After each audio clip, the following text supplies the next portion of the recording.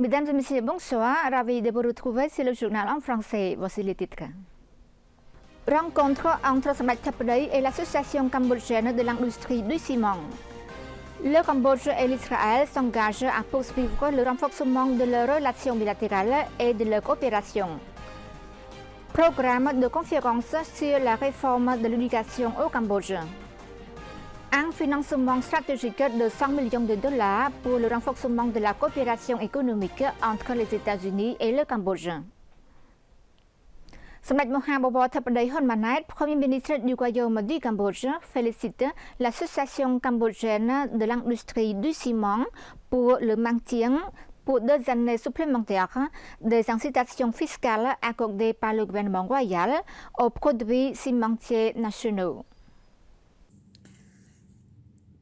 Dans la matinée du 23 juin 2026, Samdech Mahabobor Thepday Hun Manet, Premier ministre du Royaume du Cambodge, a accordé une visite de courtoisie à Neok Nya Vinh Huo, président du conseil d'administration, et à des délégués de l'Association cambodgienne de l'industrie du ciment. Au cours de la rencontre, Neok Nya Vinh Huo, président du conseil d'administration de l'Association cambodgienne de l'industrie du ciment, a présenté à Samdech Thepday sur les activités de l'association.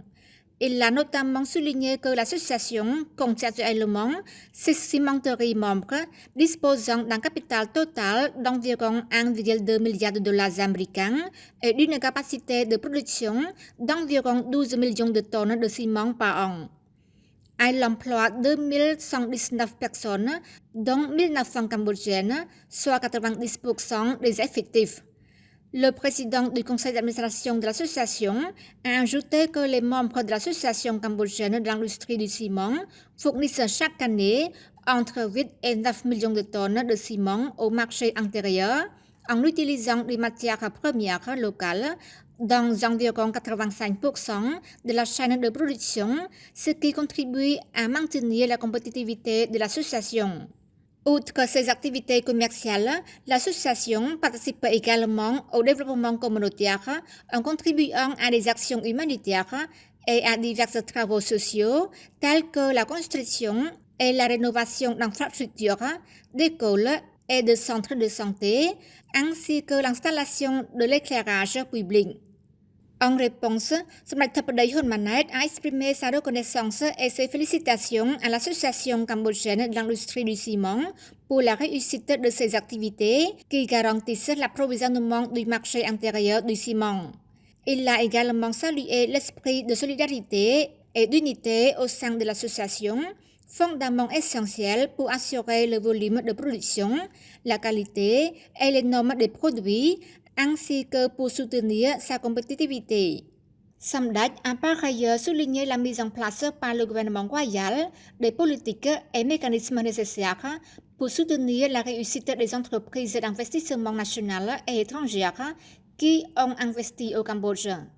Samdech Thepday, Premier ministre, a également déclaré que le gouvernement royal maintiendrait pour 2 années supplémentaires jusqu'à fin 2028 les incitations fiscales accordées depuis de nombreuses années sur les produits cimentiers nationaux en tant que charge d'État pour les entreprises cimentières du pays.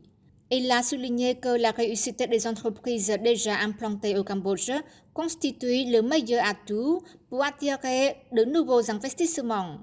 Par ailleurs, il a recommandé aux associations, entreprises, usines et sociétés privées, afin de garantir la compétitivité et de fidéliser la clientèle, de privilégier la qualité à des prix raisonnables. Dans le même temps, le Premier ministre a encouragé l'Association cambodgienne de l'industrie cimentière à poursuivre l'optimisation de sa chaîne de production afin de mieux répondre à la demande du marché intérieur. En conclusion, le Premier ministre a réaffirmé l'engagement du gouvernement royal à soutenir la réussite du secteur privé qu'il considère comme un partenaire essentiel du développement socio-économique du Cambodge. Il a également salué la confiance accordée aux entreprises d'investissement nationales et étrangères qui continuent de développer leurs activités au Cambodge. Dans l'après-midi du 23 juin, le Premier ministre a accordé une visite de courtoisie à Madame Alona Fischer-Kham, ambassadrice d'Israël auprès du Royaume du Cambodge en résidence à Bangkok, au Palais de la Paix à Phnom Penh. À l'occasion de la rencontre de courtoisie, Madame Alona Fischer-Kham, ambassadrice d'Israël auprès du Royaume du Cambodge, a salué l'excellente relation et la coopération entre Israël et le Cambodge. Elle a souligné que la coopération bilatérale est sur une trajectoire positive et que son potentiel de cette coopération poursuivra à croître. Madame Alona Fischer-Kham a insisté sur le fait que la similarité démographique marquée par une forte présence de jeunes constitue un atout majeur pour Israël et le Cambodge, leur offrant ainsi la possibilité d'élargir leur coopération dans de nombreux domaines à l'avenir. Dans le même temps, Madame ambassadrice s'est également engagée à poursuivre le renforcement de la coopération bilatérale existante, notamment en continuant d'accueillir des étudiants en agriculture pour des stages et en promouvant la coopération agricole en Israël. En outre, elle s'efforcera également de promouvoir la coopération dans le domaine de l'éducation, de la culture et des sciences. En réponse, Samdak Thapadei, Premier ministre, a félicité Madame Alona Fischer-Kham pour sa nomination comme ambassadrice d'Israël au Cambodge. Il s'est félicité de la coopération passée entre le Cambodge et Israël et a convenu de la renforcer et de l'étendre à de nombreux autres domaines potentiels. Parallèlement, il a affirmé que le gouvernement royal continuerait de soutenir pleinement la coopération existante et de promouvoir la connectivité et la coopération dans de nombreux autres domaines potentiels. Le Premier ministre et l'ambassadrice d'Israël ont également évoqué la poursuite du renforcement et de l'expansion de la coopération dans des domaines clés tels que le commerce et l'investissement, l'agriculture et la gestion des ressources en eau, l'éducation, la technologie et la santé, ainsi que la promotion des relations publiques-privées entre le Cambodge et Israël. Son Excellence le Dr Hong Chunaron est invité à participer en tant que président et orateur au programme de conférence sur la réforme du secteur de l'éducation au Cambodge. Son Excellence Akemad Sapiecha Hong Chunaron, vice-premier ministre et ministre de l'Éducation, de la Jeunesse et des Sports, a prononcé une conférence intitulée « La réforme du secteur de l'éducation au Cambodge » à l'intention des élèves, fonctionnaires et des stagiaires de la promotion 2026 de l'École royale d'administration. Son Excellence Yu Bona, secrétaire d'État permanent au ministère de la fonction publique et directeur de l'École royale d'administration, a exprimé sa profonde gratitude au vice-premier ministre pour avoir consacré son précieux temps à partager ses connaissances et son expérience avec les participants. Il a également présenté quelques informations concernant le parcours professionnel, le cursus académique ainsi que les ouvrages et publications de Son Excellence le professeur Hong Chunaron. Son Excellence Yu Bona a exprimé sa ferme conviction que tous les participants bénéficieraient de ces partages de connaissances et d'expériences concernant la vision, les principes et les meilleures pratiques en matière de leadership et de gestion du secteur public, de promotion de l'éthique des fonctionnaires, de l'exemplarité dans le leadership et l'accomplissement des missions ainsi que des réformes et de la mise en œuvre des politiques des ministères et institutions. À cette occasion, il a invité tous les élèves, fonctionnaires et stagiaires à suivre attentivement cette conférence afin d'en tirer des enseignements utiles pour améliorer leurs compétences personnelles et renforcer l'efficacité de leur travail au sein de leur institution respectives à l'avenir. Au cours de son intervention, Son Excellence, le professeur Hong Chunaron, a souligné plusieurs points et stagiaires essentiels.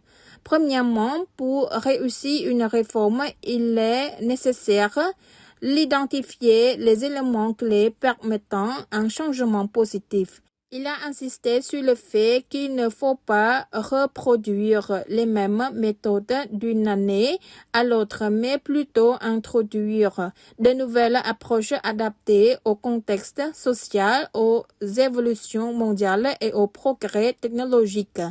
Deuxièmement, au cours des 10 dernières années, depuis le lancement de la réforme approfondie en 2014, le secteur de l'éducation au Cambodge a connu des transformations remarquables et de nombreux progrès.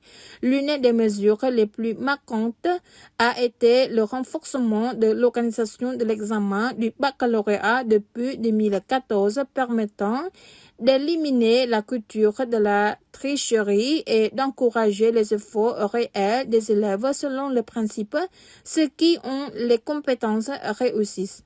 La réforme de l'éducation a été divisée en 4 phases.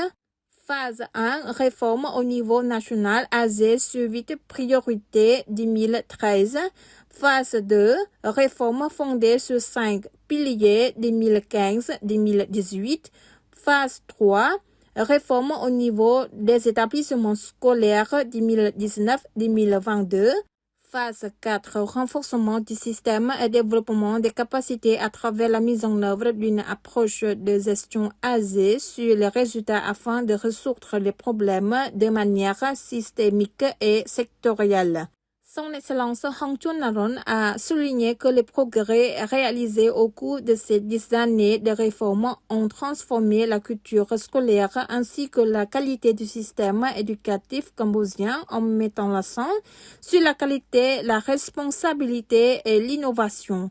Ces efforts visent à répondre aux exigences de l'ère de l'économie numérique et à soutenir la stratégie pentagonale phase 1 du gouvernement royal du Cambodge qui place le développement des ressources humaines au rang des priorités nationales afin de réaliser la vision du Cambodge à l'horizon 2030 en tant que pays à revenu intermédiaire supérieur et à l'horizon 2050 en tant que pays à revenu élevé. La société américaine de financement du développement DFC accorde un financement stratégique de 100 millions de dollars pour renforcer la coopération économique entre les États-Unis et le Cambodge. La société américaine de financement du développement DFC et Overseas Cambodian Investment Corporation OCIC ont signé une lettre d'intention portant sur un financement stratégique de 100 millions de dollars pour l'aéroport international de Daejeon, nouvelle porte d'entrée internationale du Cambodge, et l'un des plus importants projets d'investissement en infrastructure du pays. Ognia, la Dr Pong Caroline, vice-présidente de l'OCIC, a déclaré que le financement proposé par la DFC témoigne de la confiance dans l'avenir économique du Cambodge et dans le rôle de l'aéroport comme plaque tournante du commerce, du tourisme et des investissements et de la connectivité régionale. Elle a poursuivi, ce financement témoigne également de l'engagement de l'aéroport international de Daejeon vers les normes internationales et de la valeur ajoutée à long terme que ce projet apportera au développement du pays.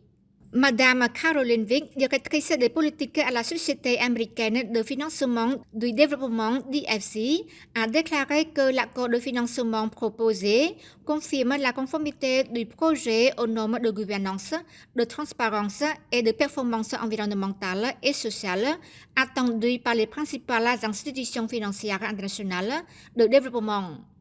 Cet accord devrait également contribuer à renforcer la confiance des investisseurs dans le secteur des infrastructures cambodgiennes et à accroître l'attractivité du pays en tant que destination pour les investissements à long terme.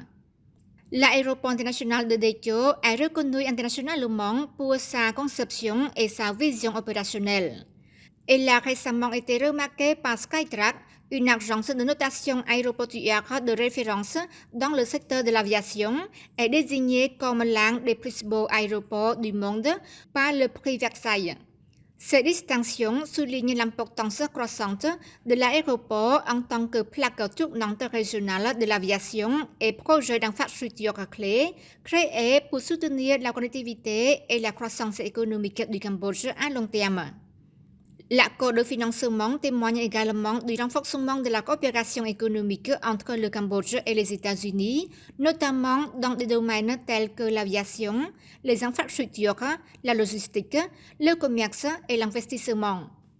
Alors que le Cambodge développe sa connectivité aux marchés régionaux et mondiaux, de tels partenariats joueront un rôle essentiel dans le soutien d'une croissance économique durable, l'attraction des investissements internationaux et le renforcement des relations commerciales entre les deux pays.